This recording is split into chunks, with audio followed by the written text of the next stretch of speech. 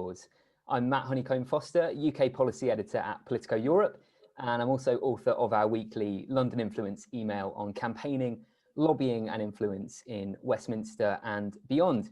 It's been 6 years since the UK got its first lobbying register, and this is going to make us all feel quite old. 11 years since David Cameron warned lobbying was the next big scandal waiting to happen. The Act at the time was heralded as a step forward by transparency campaigners. Britain didn't have a lobbying register before that, and part of the industry itself welcomed it. But it still left plenty of lobbying in the dark, and the pandemic has seen a renewed focus on the industry and scrutiny of the role of lobbyists. The government's now beavering away on post-legislative scrutiny of the Act after criticism from an international corruption watchdog. So we're going to be talking today about what the public affairs profession makes of the current state of play with lobbying laws and what it wants to see from the government's review, what it's meant on the ground and what needs to change. You'll be delighted to know it's not just going to be me prattling on. I'm joined by an expert panel today who are going to do most of the clever stuff while I nod along in agreement. Tom Frackowiak is Managing Director of UK Public Affairs at the agency Cicero AMO. Gill Morris is Chief Executive of DevoConnect, an agency that specialises in devolution engagement. And Alan O'Kelly is Senior Public Affairs Manager at ride-hailing company Free Now. He can give us the in-house perspective on all of this. Bit of housekeeping before we get started. Today's session is being recorded, so there we are. I'll try not to say anything that will get me fired at some point in the future. And we are going to have time for questions at the end. So please do get those in as we go along. I'll try to get as many of these to our panel as I can do. And I'm also told to inform you that tuning in today is worth 5 CIPR CPD points. So as if listening to us talk wasn't fun in its own right, you're also getting some professional accreditation for doing so. Win-win. So let's kind of jump straight into the meat of the conversation then. If we kind of cast our minds back to 2014, when the Act was introduced, it set up the snappily named Office for the Registrar of Consultant Lobbyists, whose name I'm going to get wrong several times today, but is better known as ORCL. I want to start by asking our panelists, what positive things has that legislation, has that Act achieved? Maybe if we could start with Tom, do you want to jump in on this one? Yeah, brilliant. Thanks, Matt. Yeah, I think we'll get into the bones of that piece of legislation, and I think you'll hear from probably all the speakers that there's a long way to go with a fully encompassing regulatory process for lobbyists within the UK. But I do think ORCL has brought some more rigour to the profession in terms of what consultant lobbyists register in terms of direct communications with ministers and permanent secretaries. I also think the dialogue between ORCL and the industry has been positive in terms of helping the industry focus on the way it conducts public affairs and the way it reports. I'll get into where I think the deficiencies are now, but I'll stop there and let some of the others answer that question. Gill, do you want to jump in? Well, maybe I should just start on a negative note and going back. Go for it. Going back to those heady days when we were trying to come up with something better, I think the consensus was very much that the Act, as it now is, was not fit for purpose. And I think that is still the case. And I would also say that I think we've probably gone backwards and not forwards since 2014, which is, as you said, an incredibly long time. I mean, it's just, originally it was just too narrow a focus. It was too, what was the purpose it was trying to, or the problem it was trying to address? And the whole reason around engagement, and now thinking about what we had and where we were going, I mean, it's hard to see that it is actually doing very much other than holding a register, which doesn't actually cover the lobbying industry in its entirety and where it goes. And what happens if there is a breach of a code of conduct? Well, not very much. So I think The only positive, I think, positive thing I could say is that, yeah, as Tom said, there is a dialogue, and I think that the new registrar, I think, is probably looking very much at how we can improve that legislation and make it more fit for purpose. When I talk about fit for purpose and the problem, it's all around transparency and openness and making sure that we are proud to be lobbyists, as I have been. I know other people on the call are too, and should be, because what we do is very transparent and open. And I think moving forward, I think there is a willingness, I think, for those who've been around a long time like me, to actually sort of claim back some of the need for, you know, legislation which actually works to deliver that transparency and openness. We're way behind other countries. I think another thing it may have achieved was perhaps a push towards statutory regulation, which again probably wasn't its intention. Alan, obviously, you know, as at Free Now, you guys aren't in the scope of this act. It doesn't cover in-house lobbyists. So, I mean, has it in any sense changed any of the culture? Has it had a kind of less tangible effect on how you guys go about your work, or is it kind of business as usual for you guys? Well, I think, I mean, and firstly, just to pick up on something Gill said, I agree with it. And I love to say phrase like, we are proud to be lobbyists and we are proud to be public affairs professionals. And I think, you know, transparency and what that brings is really, really important. And when we get to talk about, you know, the intricacies of the act and what needs to happen next, I think, you know, that, you know, because we're proud of what we do, because we meet high ethical standards, you know, we shouldn't be afraid of transparency. I think there's probably been a culture, there's definitely, I mean, obviously as an in-house, and there'll be plenty of people on this call who want to talk about that point, you know, as an in-house, we're not, but, you know, we talk about when we should be, is there is a cultural part of, you know, obviously when we work with consultants, that's on the register, you know, that does bring a, you know, a certain degree of transparency, but not enough. And I think, you know, it hasn't, I think if you want to look back at the act over the last couple of years, you know, I think the best you can say for it was a good first step. It's, you know, it was the kind of the first step on the road to, you know, a more rigorous approach, a more transparent approach, but it's, you know, it's not there yet. And I think, you know, it's right and proper that after 6-7 years of legislation that we review that and we looked for ways of improvement. Every day, I think everyone on this call, whether they're consultant or in-house, advises their organization on the changes in regulation. And, you know, regulation in so many sectors moves so fast. It's right that we start looking at the regulation here of our own sector and how that should change. I think you guys have touched on a few of them there, but, you know, it's no secret that there are big frustrations with the current setup, and some of those shortcomings go right back to conversations that were being had in 2014. Where specifically, guys, do you think it falls short? What are the, you know, if the government could wave a magic wand and fix, you know, one or two primary issues with it, what would you like to see changed? I'll open that up to the three of you. Yeah, I think the first and very obvious one, which I think many people agree on, is it just doesn't encompass or cover the breadth and depth of lobbying that goes on in Westminster. So it covers political consultants like myself, who works for Cicero. It doesn't cover in-house consultants. It doesn't cover the legal profession, management consultants who perform lobbying activity. And it also doesn't cover, you know, campaigning groups or think tanks. So it covers a very, very small element of actually what happens in Westminster. And then, you know, to the points that Gill and Alan were making, you don't get the open and transparent process that we want. I also think it's limited. It's actually very hard as a consultant lobbyist to be captured by the lobbying register of the ORCL.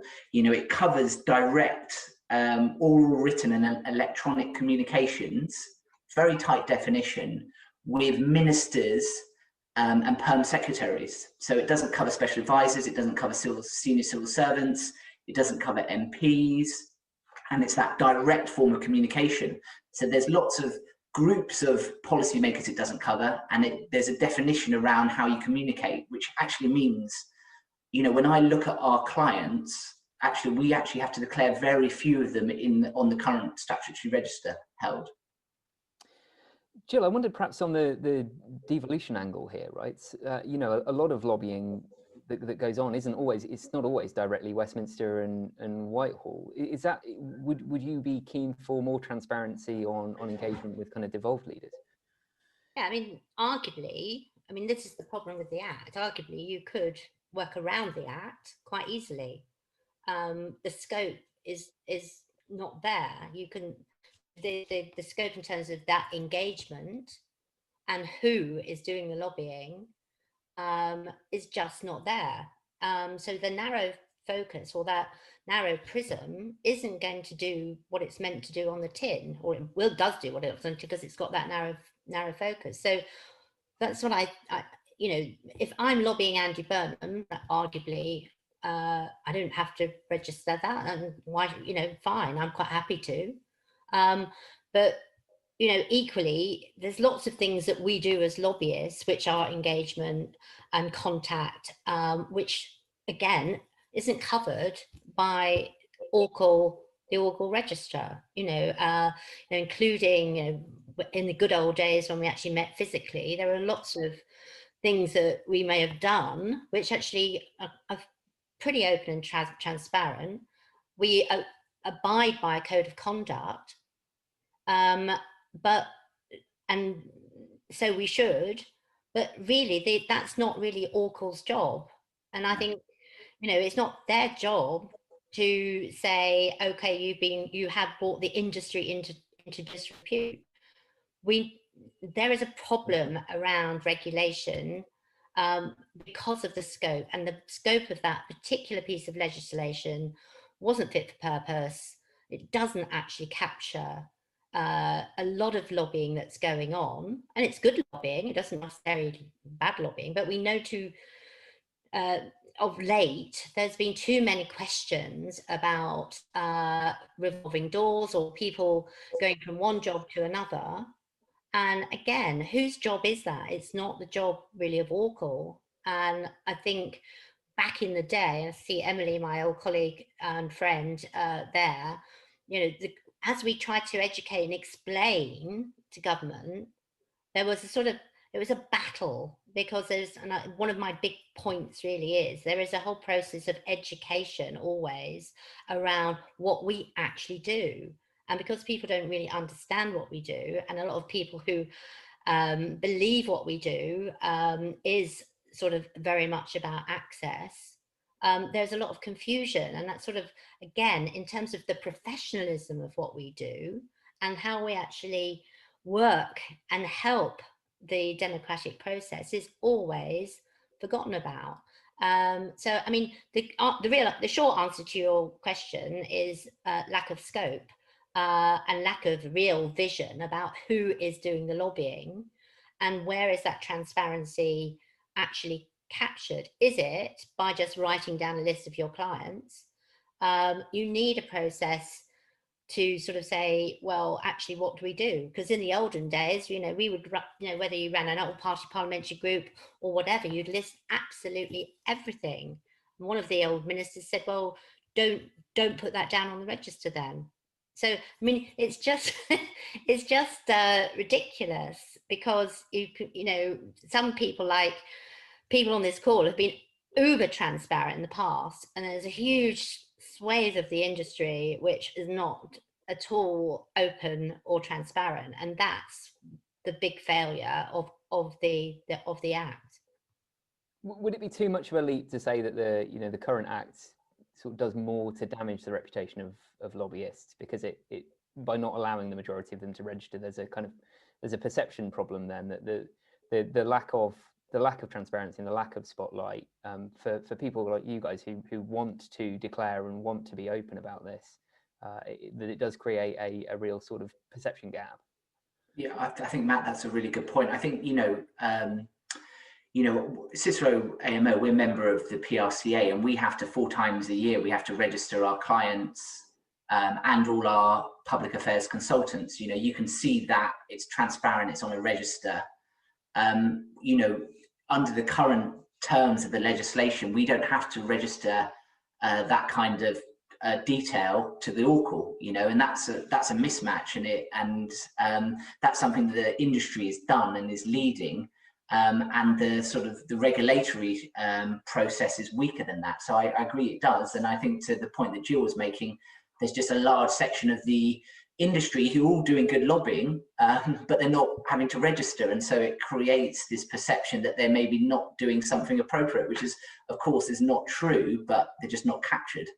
Bring Alan in here. Yeah, I'd agree with that. I think I completely agree with that. I think one of the challenges, like the current setup, means that what we actually have is we have a regulation or register of a very narrow group of people, and that's all it is. It's not even a register or regulation of activity. It's just a regulation and register of a small narrow group of people, and that actually perversely sets out the idea that actually if you're not on this or you're not part of this, well, maybe you're up to something.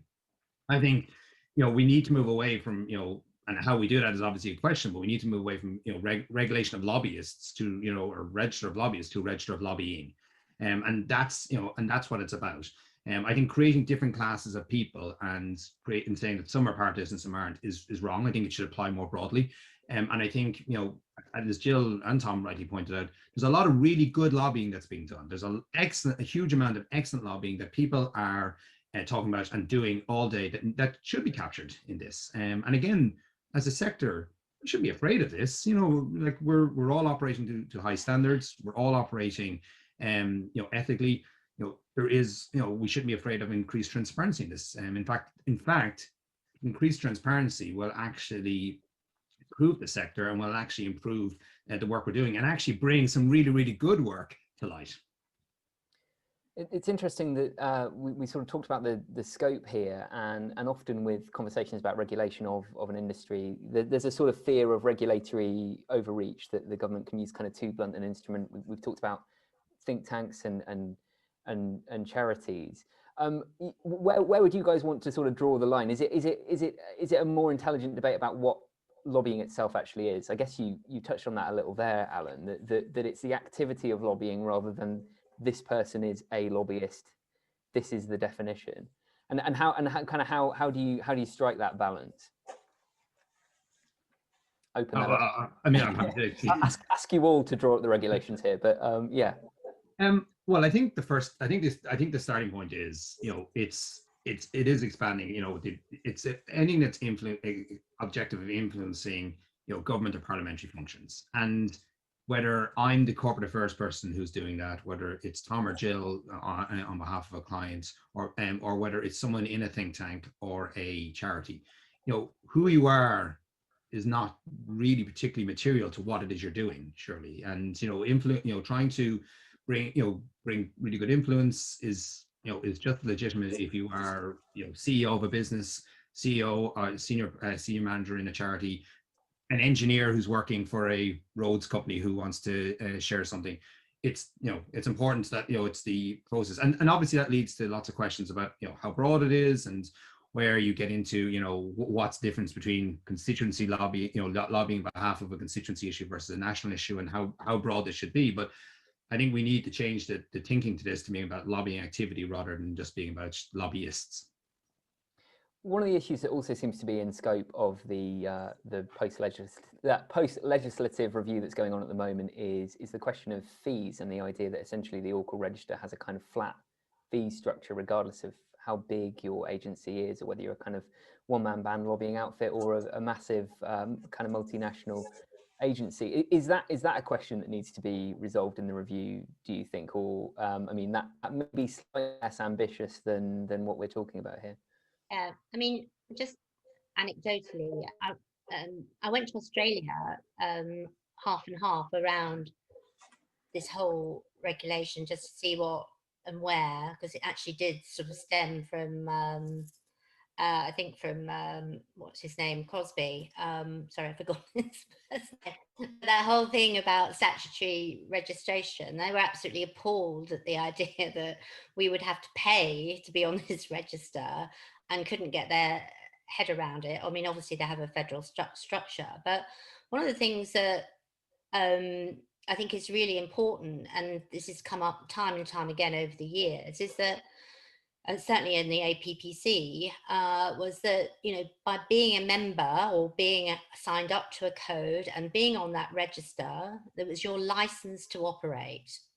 And it was transparent because you were quite clearly, as a member of that company or as a lobbyist, you had to behave in a certain way, and that there would be an impact if you didn't behave in that way. And one of the things that, again, has obviously never been very much welcomed in the UK was that that you would have a pass or you know, a certificate, almost a lobbying credential, and that was also like a badge to say you could lobby. I'm not necessarily advocating it, but in terms of transparency and being able to do it, and it's similar to what happened in Europe. I mean, if you lose, if you go against the rules, you lose your pass and you lose that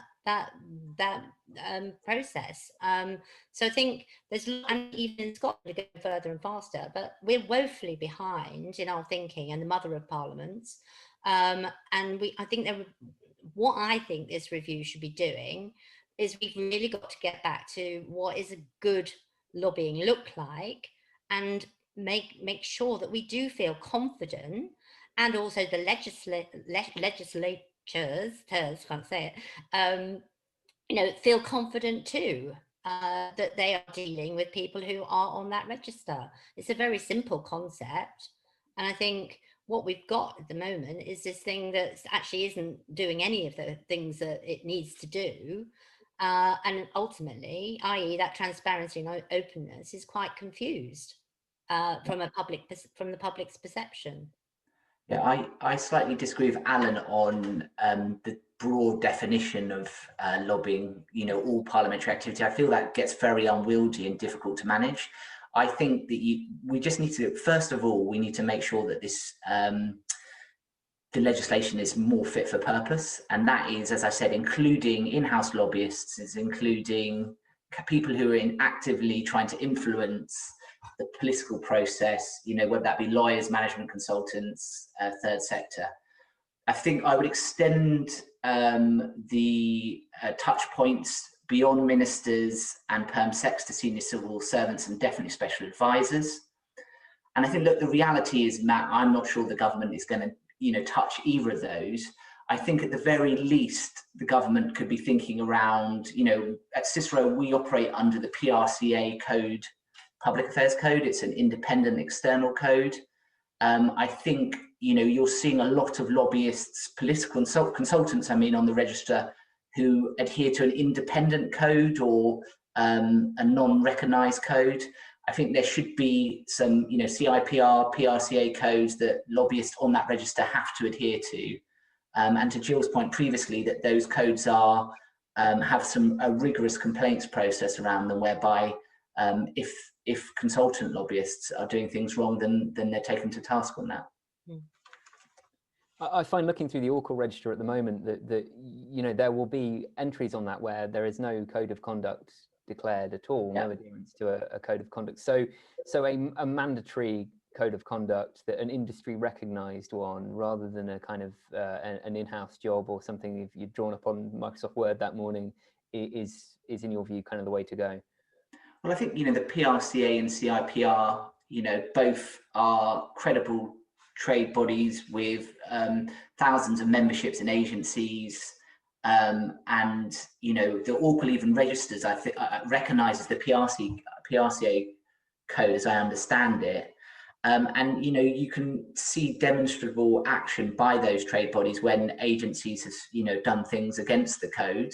There's more to be done on that to, you know, improve that process, but at least that sets a framework by which, you know, political consultants know how they should operate and what falls either side of the line. You know, that could obviously be tightened and made more effective, but without that, as you say, there's people who are registering with no set standards that they adhere to. We've sort of seen in the last few months some big kind of front page Sunday Times splashes about the industry and various sort of, you know, a lot of discussion about influence and access to government. what case would you make to both kind of government and to agencies and in-house that changing regulation can kind of help stave off the next big scandal, the next big crisis? Throw that one open. Well, I mean, I'm happy to start. I think, without commenting on any individual, I think it's a really good framing, but I actually think, we shouldn't be adopting regulation just to avoid a scandal. We should do it because it'll actually make the industry better, and it'll actually increase the kind of the general standard across the sector. I think, again, I go back to kind of a point of, we all advise all of our, whether it's a client or it's in-house, you're advising your organization every day on evolving regulations and new regulations. It seems only right and proper that the sector that works within that is regulated. I think, for example, I cover the UK and Ireland. In Ireland, there is a formal regulatory structure, and in terms of lobbying, and it's actually quite a useful tool to gather information, remind yourself what it is you did. Actually, I think I would say you forget the breadth of sometimes the things you do. So I think in terms of selling it, I actually think certainly in in-house, it's quite an easy sell. I think the challenge for a lot of organizations, though, is, and it is important to remember this, is we're all public affairs professionals. We all work in organizations with, whether it's 1, 2, 10, however big a public affairs team. There are a lot of organizations out there that are not public affairs professionals that do lobby and that, engage in, and that is a discussion, how do we capture that? How do we ensure that we're not creating in expanding the current remit, we don't then create another group of people who are lobbying away who aren't captured by this? And that's something, obviously to pick up on and think about. Is that a concern that you guys share, Gill and Tom? Yeah, I mean, I sort of agree with Alan there. I just really go back to the point around, can you really be a consultant and a lobbyist and that whole revolving, can you do that? I think, as a practitioner, I think they're really, that division between being a legislator and a practitioner is key. And for any government and any persuasion, that would be a really strong step in the right direction to make that clear. It is clearly marked in the codes what you can, or the APPC's, what was the APPC now, PRCA code of conduct. And I think we need to really focus in on what's already there. I mean, I've been doing this for a bloody long time, and the whole point is that we sort of know, we've got a really good idea of what the industry needs and what it needs and how government should go forward. What we don't want is a burdensome, we sign up to this code, we have to work out, who's been in this diary, and we haven't got time to do that. And trust me, when at one stage I was filling in 3 registers, and I don't really want to do that. We're running our businesses and we're signed up to a code of conduct. So I think that my big thing, and I will go bang on about it because it's what's lacking at the moment, is that needs to be, we need to have a complaints process where something happens and that process is independent and is recognized as such. So government have got to think about that. But the best bet to avoid any scandals is to listen to the people who are doing it and actually take forward some of the views that are there and that we've been working on for years and decades, literally. Yeah, and I mean, look, I 100% agree with Gill. You can't be a lobbyist and a sitting politician. It's just, you just can't do that. And I think over the last 12 months, we have seen practice in the consultancy profession that, Matt, I think you're referring to. That hasn't been probably where we'd want it as an industry.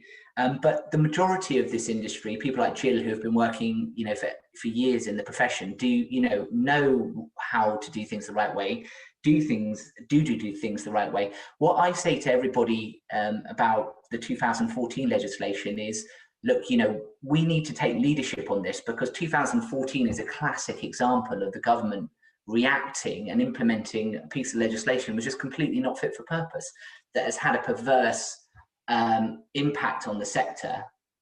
And you know, if there's further ill thought out legislation, it's unfortunately, it seems to be that the consultant lobbyists are in the target of government, you know, rather than the broader sector and the number of issues that Alan, Gill and myself have been talking about today.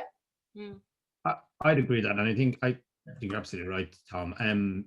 I think as well, you know, the idea of revolving door, I mean, this is why we need these type of things, because it's things like that give a sense that there's a huge amount of, it's creating issues where almost none exist, you know, or among the entire profession, the sense that there's a big issue among the profession that needs to be responded to. And as Tom rightly says, what happens then is, what we see is governments almost creating a whole regulatory superstructure to address what might be a very narrow problem, and then applying that across the whole breadth of the industry and the whole breadth of the sector. You know, I think there is a need to kind of address this now, and that's why, you know, it's and expanding it, and you know, I think we're not going to say the word enough in this conversation. The more transparency that comes on this, the better. A lot of those issues, I think, would have been much better addressed with transparency from the very outset, rather than, you know, after the fact. Is there still a sort of public perception problem with lobbying? I think certainly, you know, even among some people in my profession, it's still seen as a bit of a kind of dirty word. You know, is there a need for the industry to kind of shout louder about the positive work it does do, and the engagement it has with politicians to often improve stuff that might have been a pretty terrible idea on the government's part? Yes. Yes.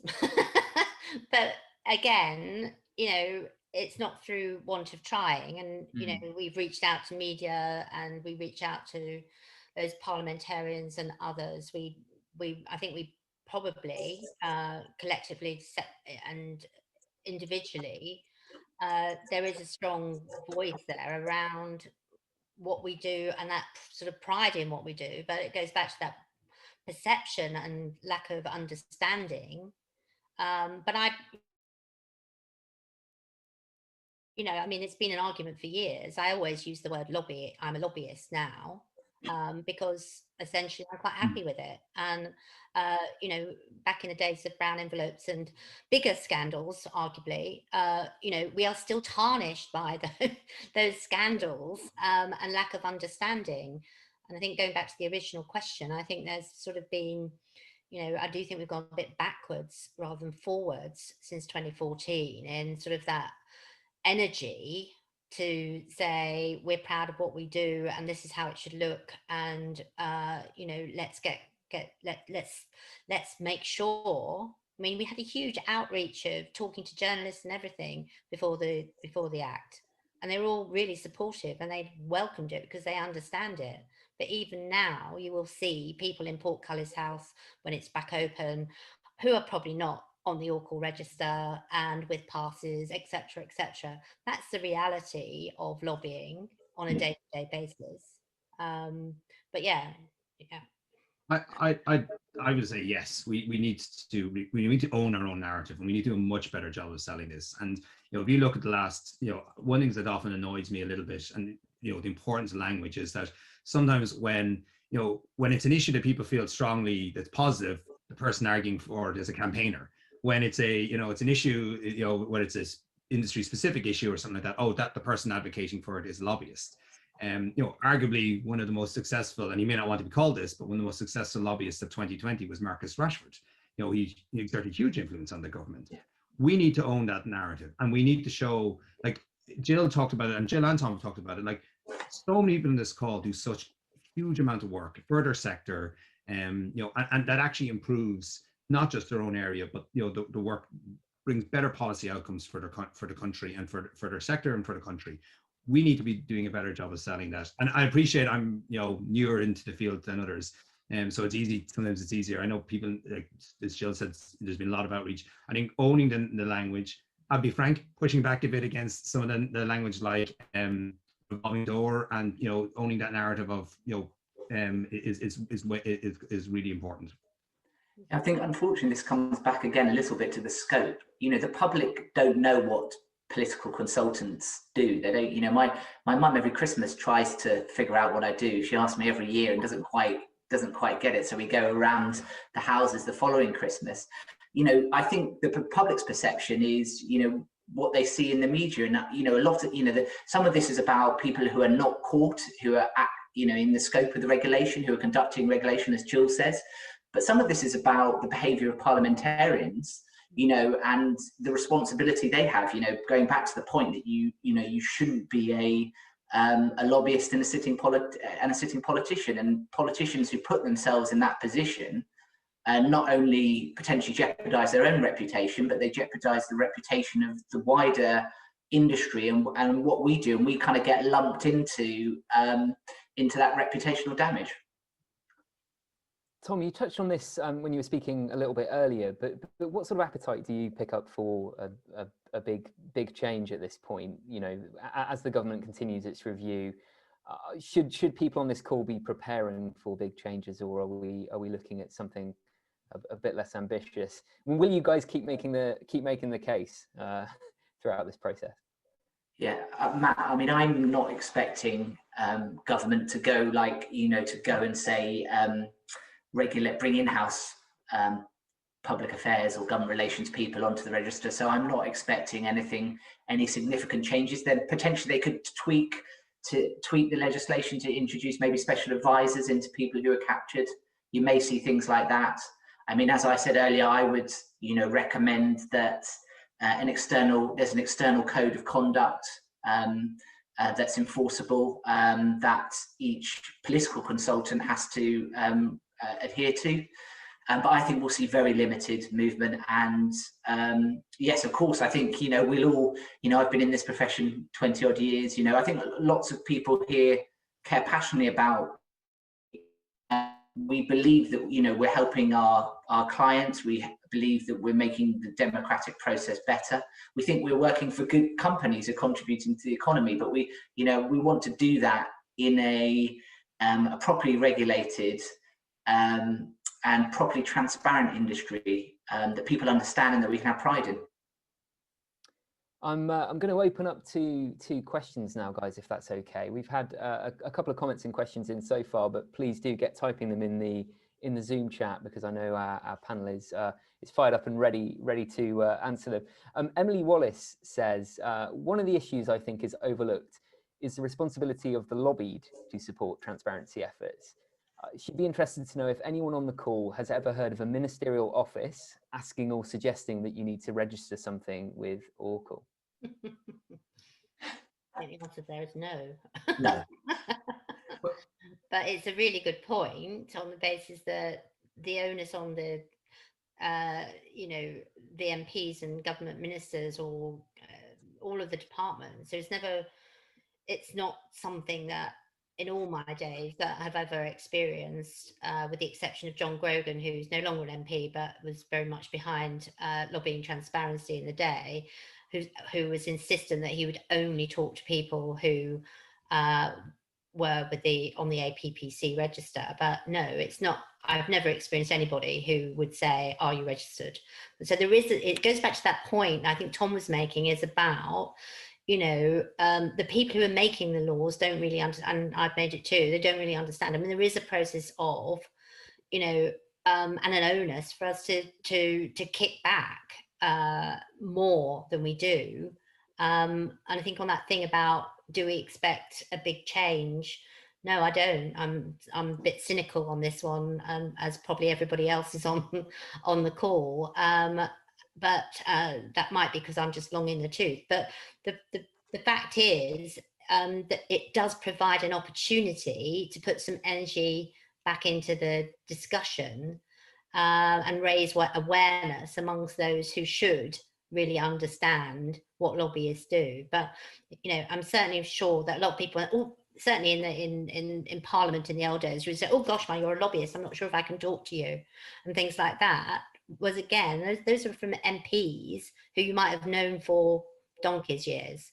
So I mean, and you know, I think that whole thing of getting a new narrative, which I think what, you know, Alan's talking about, is really, it's really important. And maybe we should just make this sort of a time for that change. I'd add to that. I think Emily's right. I mean, I think, and Tom's right, what he was saying earlier on as well, is that, you know, there are two sides to this. There's the, you know, those who are doing the lobbying and those who are being lobbied. And I think there is a responsibility on those who are being lobbied as well to, you know, for greater transparency of that, you know, publication of diaries, things like that. I think we do want to get into a situation where, you know, again, that people don't feel like that this is something that they have to kind of, you know, worry about or say, oh, you know, and Jill's has brilliantly pointed this out a couple of times, like people saying, you know, oh, am I allowed to talk to you? You know, what should I put this in diary? Like, we should be getting to a point where, you know, everyone knows what the shape of the relationship is. There's no question about, you know, what's in a diary or what isn't, and there's nothing to be afraid of. I mean, again, it goes to that fundamental point. There's nothing being done here that's wrong. You know, there's nothing being done here that we should be embarrassed by. You know.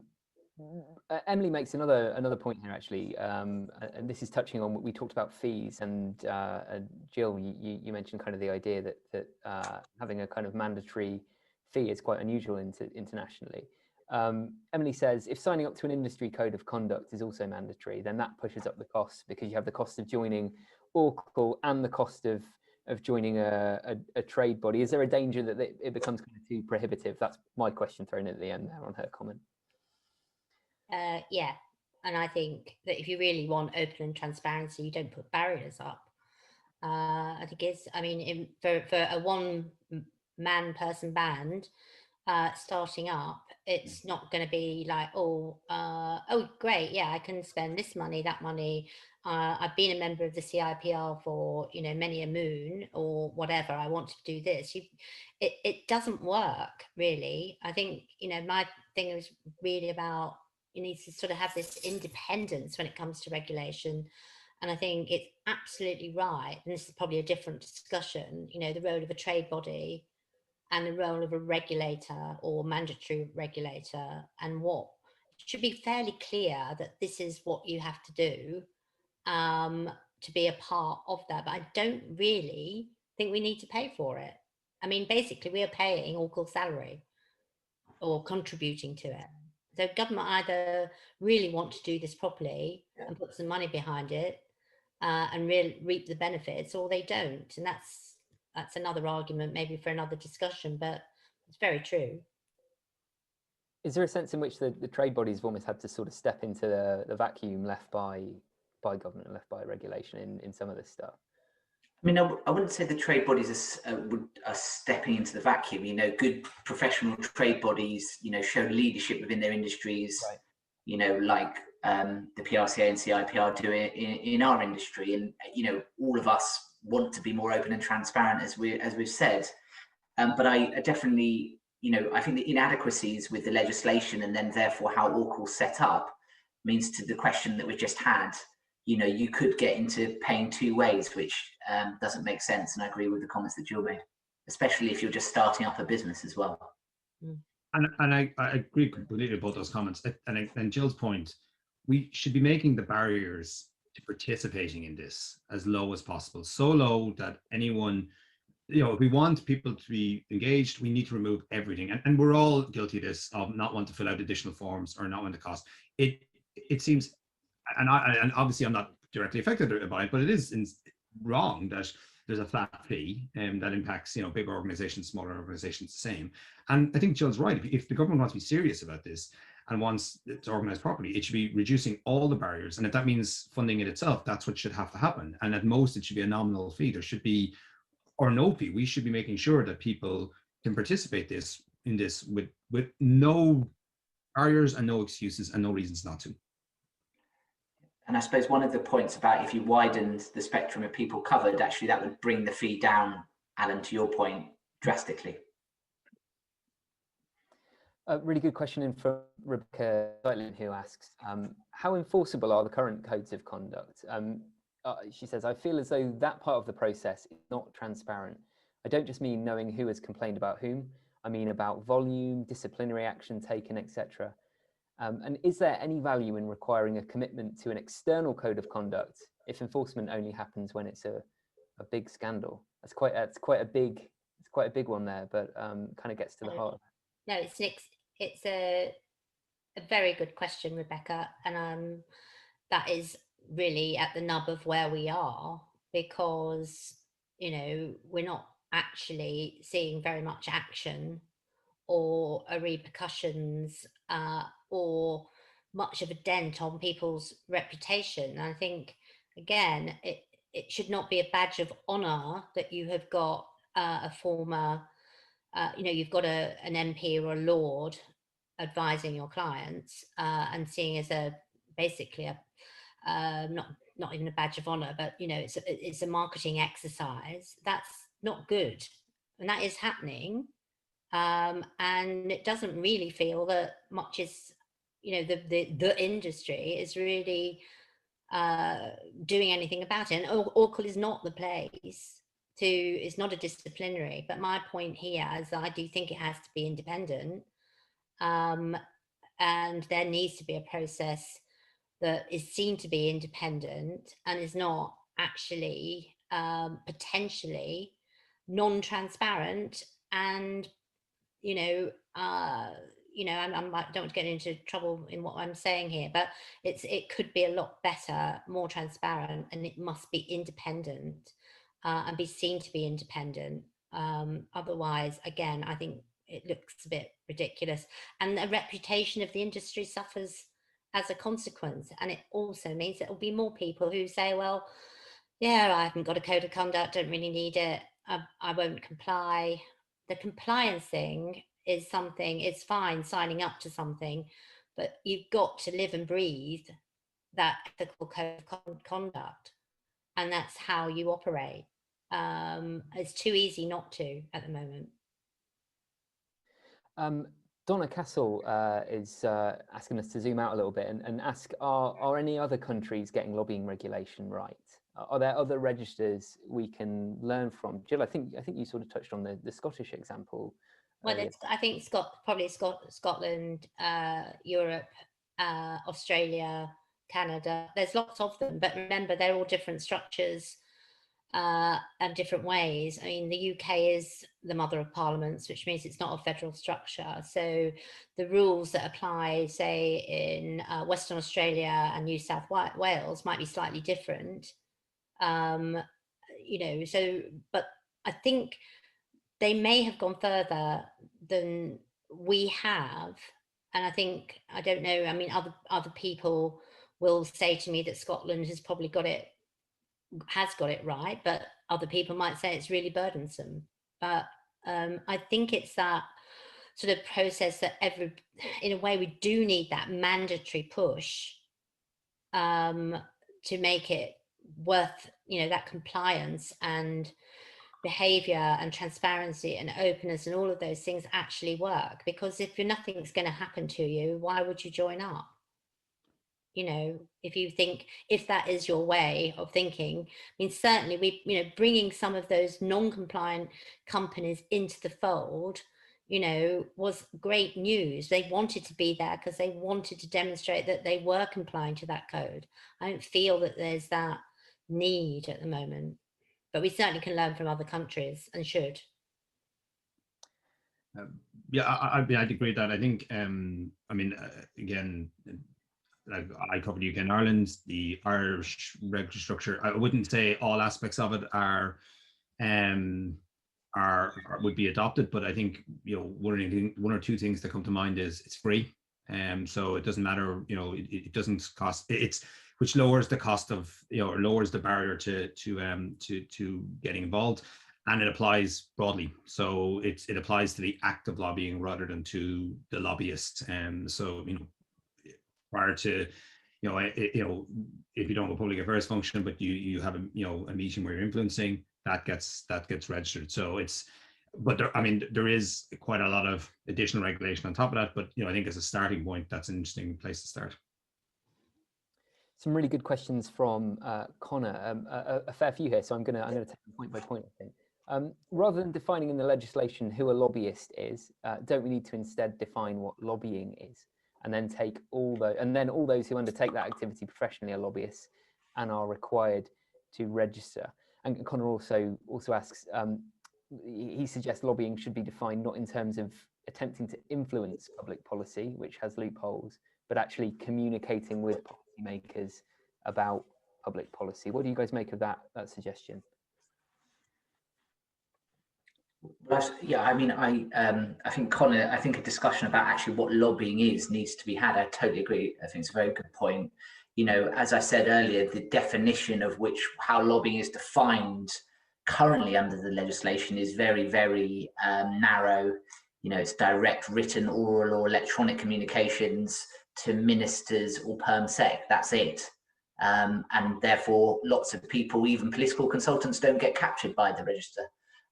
Therefore, I agree, totally need to have a look at that. And then from that point of view, you can then determine who should fall into the registration.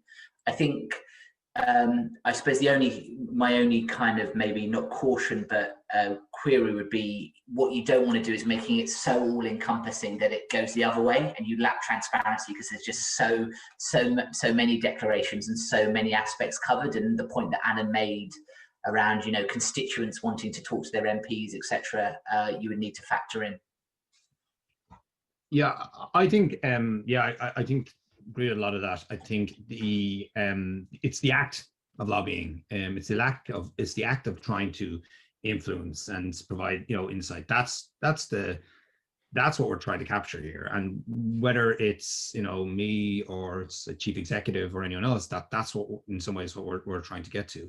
And I think one thing pick up there as well though is, yeah, I think the quid pro quo to that, to all of this as well, is that, you know, government should be taking a much stronger line and a more robust line and saying, yeah, actually, this is a perfectly legitimate democratic activity.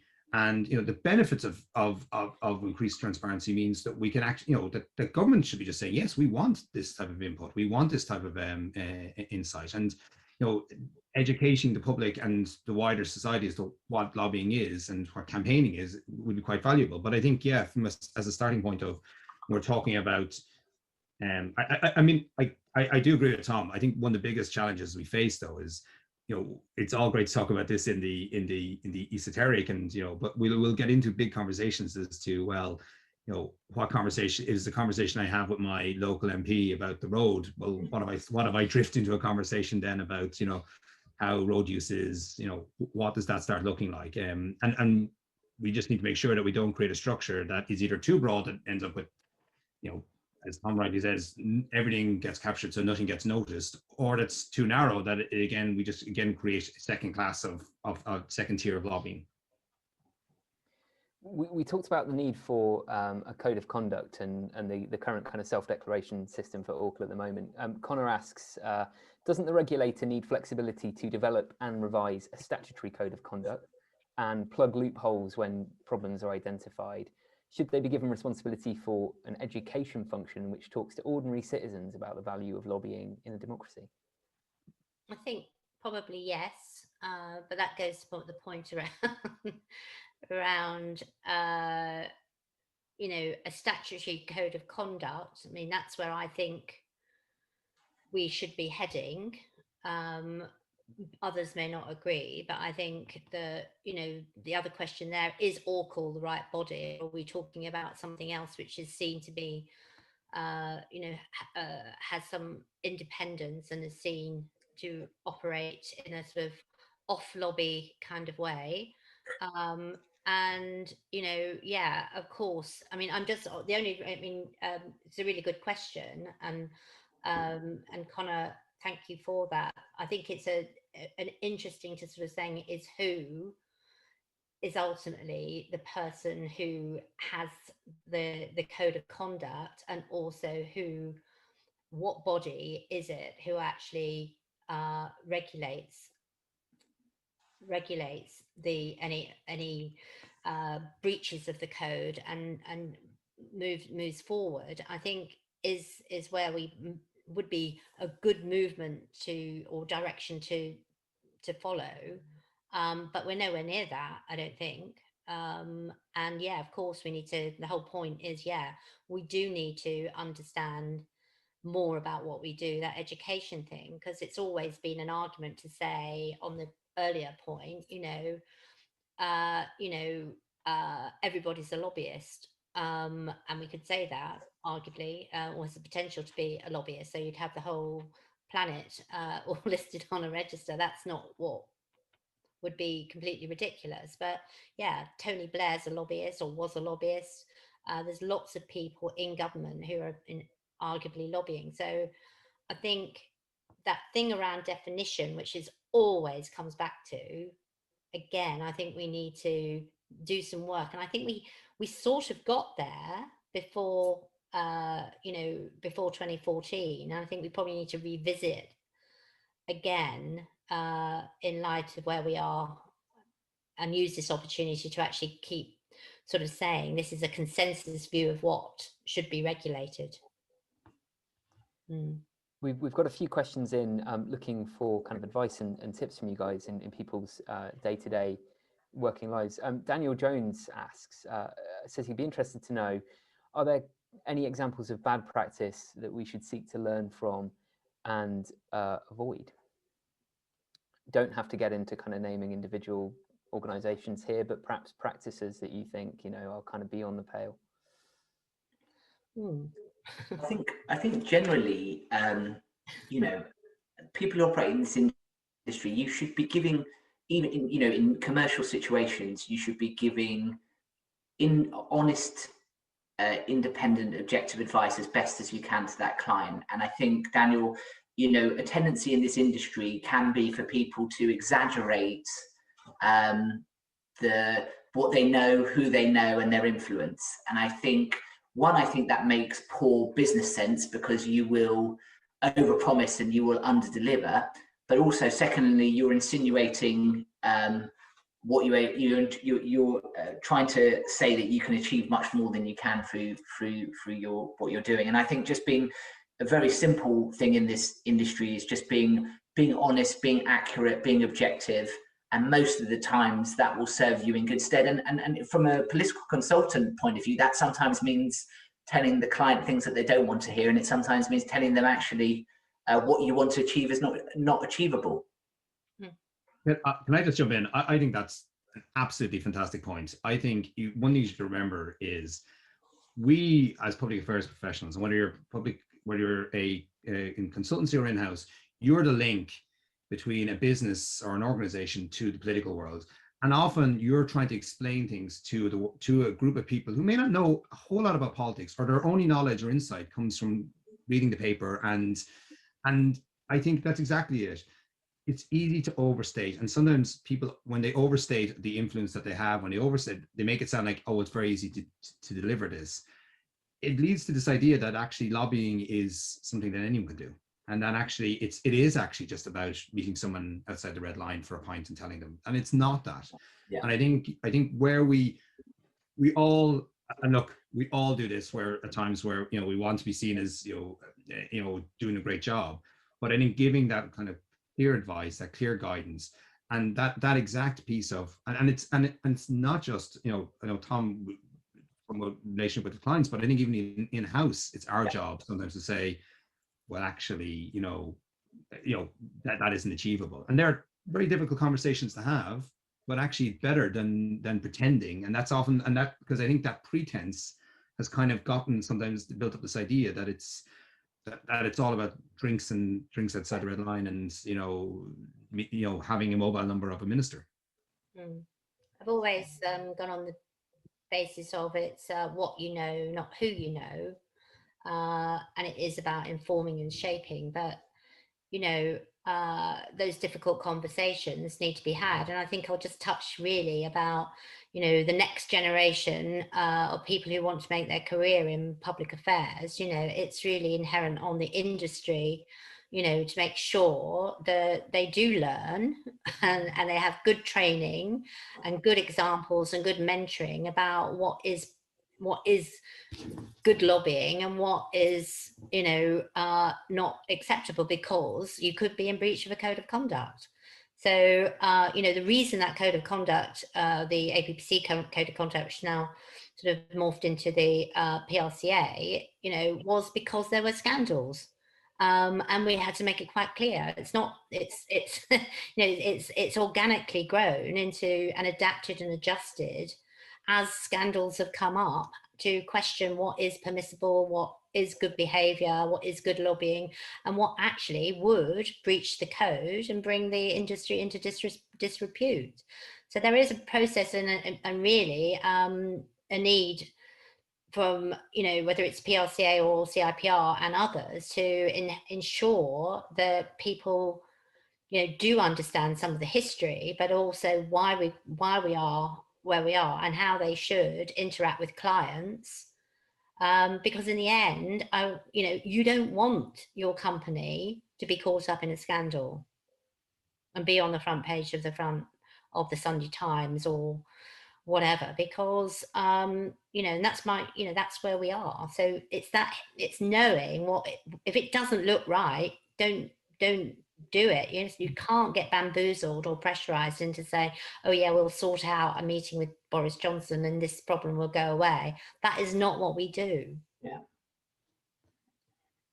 Ibrahim Al-Gamri is tapping you guys up for some advice. Slightly off topic, but I'm gonna throw it in. Is it easier to start with new politicians in lobbying and campaigning, or should he start in any way? Should he start talking to kind of anybody? And he's also asked if there are examples of bad practice, which I think we've touched on. But how easy is engaging with newer politicians? Are they fairly kind of open and receptive and understanding of what it is that you guys do? It depends really, and that's really what we do, and that is really good stakeholder mapping, understanding where they come from, their politics, whether they're new or old, looking all of those things. It's not whether they're new or old, so much as understanding what makes them tick. Are they interested in this subject or are they not? You know, there are people on the, you know, there are people who have been former lobbyists, as we well know, you know, and we need to, or MP, who are now MPs. So you do need to sort of think about, you know, what those connections are. It's not, I don't think it's about whether you're new to the industry or not. But again, you know, looking in the past, I think every time there's a general election, and we've had more than anticipated, there is a big churn. And I think you need to just keep your eye on the polls and looking at where they've come from, what makes them tick, what's the politics, all of those things. You know, the people are very proud, and I can think of people. I'm the graduate apprentice who's a member of Parliament. I worked in construction before I came into the House. All of those things may be relevant to your client, so you just really need to know your onions. That's and then really, it's the who. After you, Tom.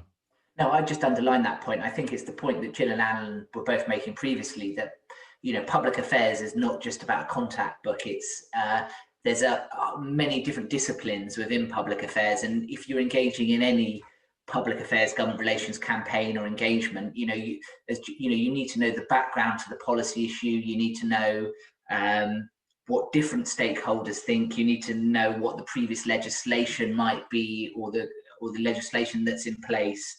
You know, you need to take all that information together and then think about your client needs. How does that political policy reality meet that client need, and then devise a strategy to engage in that process. So I suppose I would say, you know, it's more, individuals are key in public affairs, government relations, but I would encourage you to think about it as a much more broader spectrum if you're really going to be effective in achieving or partially achieving or engaging in the topic that you want to. I agree with that. And I think like the idea, like one of the most mornings, the skill in public affairs is in many ways is not the actual having the meeting. There's some, I know some brilliant public affairs professionals, actually some of the best I know. You wouldn't put them in a meeting because, you know, they may not make the best argument, but they are really incredibly good at the important part of public affairs, which is the stakeholder mapping, understanding why someone would care, looking at the bigger picture, building, and most importantly, building the arguments and building the debate and the discussion, and understanding why someone should care. They're the skills that are starting.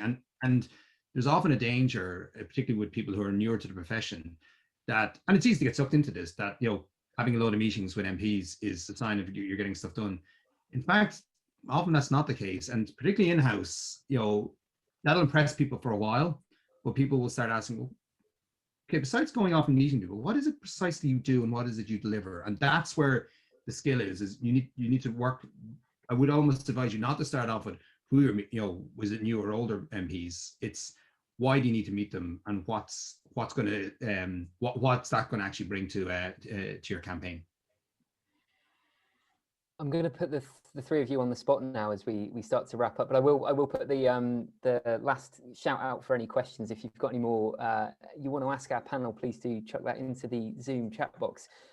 So guys, if you had a 60 seconds to pitch to, I mean, I think it's Cabinet Office Minister Julia Lopez looking at this at the moment, the need for a sharper regulation and smarter regulation, by the sounds of the way this conversation's gone. What would your pitch be? How would you condense it down into something snappy that would grab their attention? I think I said this earlier. I would say cover all lobbyists in the legislation, extend the scope to include special advisors and senior civil servants, and ensure that codes, public affairs codes implemented by the CIPR, PRCAR are mandatory for people who want to be on the register. Yeah. That was concise, very snappy. What I would say is that, you know, see this as a register of lobbying rather than a register of lobbyists. Expand it, you know, seek to underpin it by, you know, a strong code of conduct, and, you know, ensure that, you know, all individuals who lobby against that are held to account. And and I suppose I would just sort of say, this is the time, if you want this headache or potential headache to go away for good, think about a statutory code of conduct and an independent complaints process. It just makes sense. Well, thank you so much for those guys. That's given me loads to be thinking about, and as ever, you've provided me with loads of sort of story ideas and copy. So I'm always really, really grateful of that. Fantastic panel of Tom, Gill, and Alan today at this CIPR webinar on lobbying regulation. I've been Matt Honeycombe-Foster, the policy editor at Politico. Thank you so much for all your questions and for tuning in, and bank those 5 CPD points. Cheers, guys. Thank you. Thanks. Thank you. Thanks, Matt. Thanks, Matt.